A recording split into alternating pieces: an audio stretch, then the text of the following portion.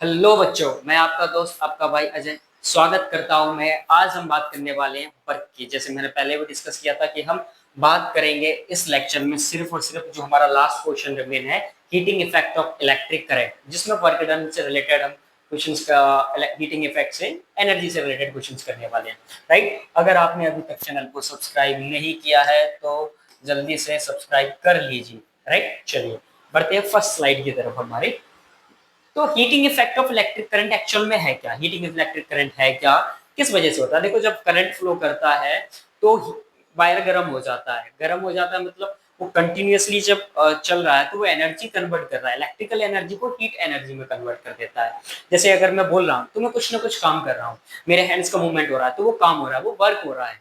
अब वो कितने टाइम में हो रहा है, कितना वर्क डन हो रहा है, वो हम डिस्कस करने वाले हैं यहाँ पे। राइट, चलिए heating effect of electric current में क्या है। जब इलेक्ट्रिक करंट को पास किया जाता है हाई रेजिस्टेंस वायर से, जैसे फॉर एग्जांपल निक्रोम का वायर हो गया, तो वो क्या हो जाता है, हॉट हो जाता है, गर्म हो जाता है और हीट को प्रोड्यूस करता है। Right, this is called the heating effect of, इसी को हम क्या कह देते हैं, heating effect of electric current.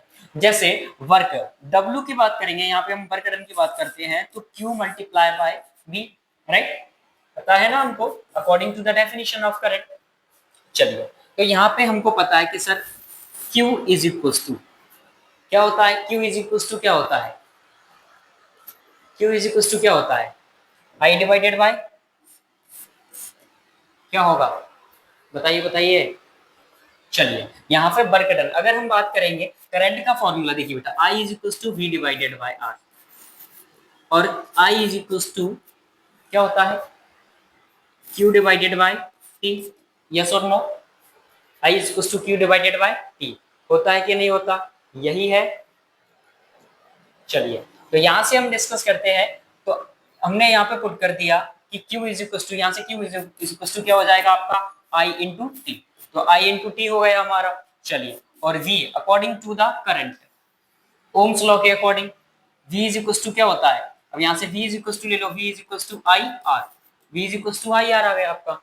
तो ये हमने पुट कर दिया आई आर, तो यहां से आ जाएगा हमारा, क्या आ जाएगा बेटा, यहां से जब हम, वेट एक मिनट रुकिए, चलिए यहां से अगर हम फॉर्मूला रखते हैं तो W is equal to, Q की जगह रखा हमने I इंटू टी, और V की, ये V का है राइट, पोटेंशियल डिफरेंस, तो V की जगह हमने पुट किया I divided multiply by R, तो W is equal to I square R T, I square R T. ये जो है वो वर्क डन का फॉर्मूला आ गया, और हीट का फॉर्मूला आ गया हमारा, किसका आ गया, हीट का फॉर्मूला। इसी में और भी फॉर्मूले यहाँ पे डेराइव होते हैं बेटा, जैसे फॉर एग्जांपल यहाँ पे मैं आई की वैल्यू करंट के अकॉर्डिंग ये फॉर्मूला रखूंगा, तो इसको रखेंगे हम, तो ये आ जाएगा बेटा आपका, वेट, ये है हमारा एनर्जी, क्या है energy, E is equal to, और H is equal to, wait wait इसको H ले लेते हैं हम, क्या लेंगे H। सो हीट का H इज इक्वल टू ये आ जाएगा आपका, कितना आ जाएगा, V square, V square divided by R into में T, क्योंकि एक R से एक R कैंसिल आउट हो जाएगा, और थर्ड आ जाएगा आपका VIT, जब इसमें हम R की वैल्यू पुट करेंगे। राइट, तो ये तीनों फॉर्मूले हम आगे क्या करेंगे, यूज करने वाले हैं। चलिए next, so heating effect of electric current में डायरेक्टली जो हम बात करें कि ओम्स, जो हीटिंग इफेक्ट में जूल्स लॉ ऑफ हीटिंग है वो क्या कहता है, तो थ्री मेन चीजें देखी हैं हमको, कि करंट आई इसके स्क्वायर के डायरेक्टली प्रोपोर्शनल होगा, क्या होगा, डायरेक्टली प्रोपोर्शनल। दूसरा, इसके रेसिस्टेंस के डायरेक्टली प्रोपोर्शनल होगा, और टाइम पीरियड के डायरेक्टली प्रोपोर्शनल होगा।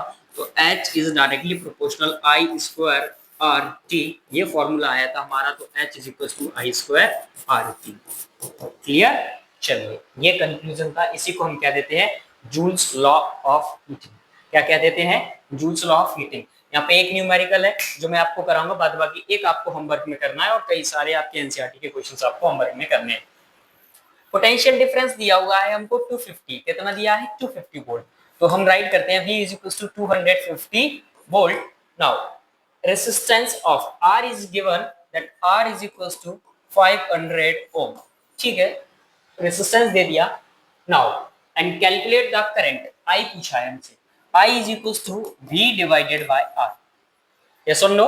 ओम्स लॉ के according I is equals to 250 divided by 500, ये आ जाएगा आपका current is equals to 0.5 ampere current आ गया, राइट। चलिए अब इसके बाद पूछा है heat energy produce in 10 second.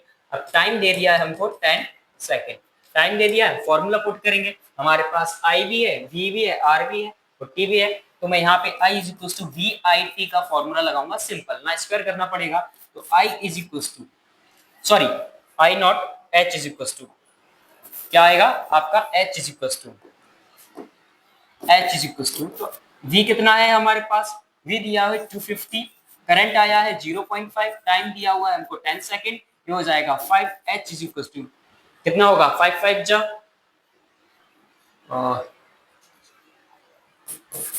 125, right, zero का जीरो, और यहाँ पे लिखोगे तो जूल, क्या आ जाएगा हमारी एनर्जी की यूनिट, जूल, तो ये आ गया आपका कितना 1250 जूल, इतनी एनर्जी उसने 10 सेकंड में क्या की है, प्रोड्यूस की है।